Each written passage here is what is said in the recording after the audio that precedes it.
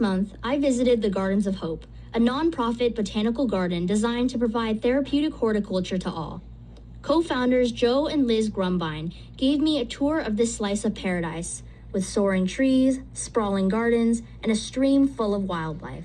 They have dedicated 25 years to this passion project, building it with their own hands, supported by donors and volunteers. When you build a place like this, you also create an environment where the animals want to be. So there's wildlife that comes here too. So when you sit there in that chair for a little while, all of a sudden you might see birds coming down, or you might see a squirrel, or you might see a lizard running around, or you'll see frogs. Now that's another thing where in the whole world, frogs are becoming endangered because they're very sensitive to environment. Well, when the environment gets toxic, they're the first things to go. But we have lots of frogs here. So it's an indicator that this place is healthy. There's all these different animals that we didn't put them here. They just, once the water came here, all of a sudden they showed up. And now there's owls and hawks and all these animals that hang out here.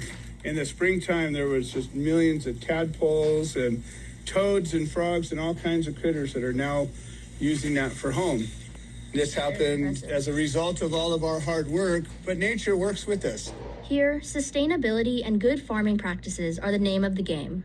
And so the idea of it is it's sustainable. We don't bring in pesticides. We don't bring in Roundup and herbicides. We don't use chemical anything.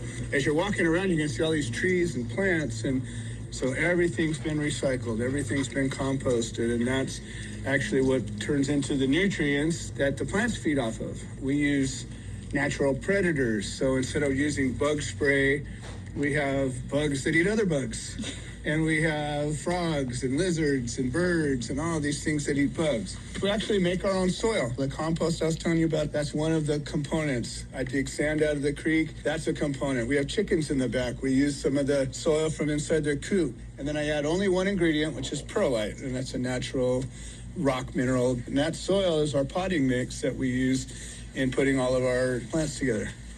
So it's all made here. Even recycling old barrels, taking all of these old barrels that we had, cut them in half, and we're using them to grow plants in. When exploring, I was reminded of the forest back home in NorCal. I described this to Joe, and he shared something that really touched me. You know what's funny? I've always had people tell me, well, this reminds me of this place.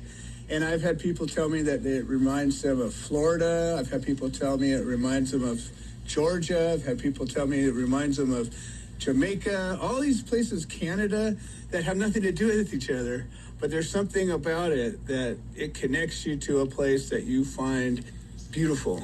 The Gardens of Hope is an idea, not just a place. So my hope is that when people come here and they're touched by what we're doing, that I can say, well, maybe you want to start your own Garden of Hope. You want to volunteer or help me out? Well, pick a couple of plants and take them home and take care of them. This secluded setting is perfect for the therapeutic horticulture the garden offers. Classes, private sessions, meditation, and more. Therapeutic horticulture. So the idea is that being outside, being in nature, working with plants, working with the earth is therapeutic by its nature.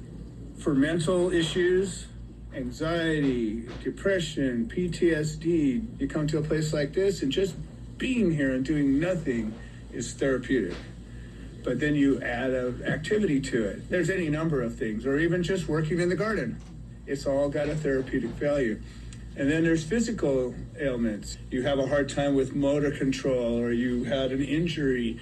Well, what are you going to do? You go to physical therapy, right? What do? They put you in a hot tub and they move you around. They make you pull rubber bands. Well, guess what? You can do all those same things here.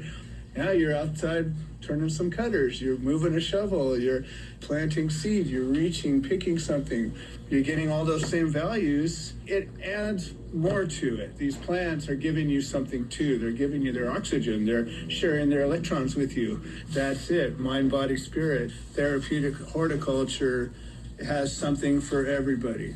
You can learn math, you can learn history, you can learn just about anything you could learn here through the gardens as a teaching tool. That's really my hope, is that we're going to get more and more kids to engage, because kids are just lost anymore. and they're stuck on their little square boxes, and they don't go out and experience life in nature the way that I did when I was a little kid. But we're also making all of our services free to veterans.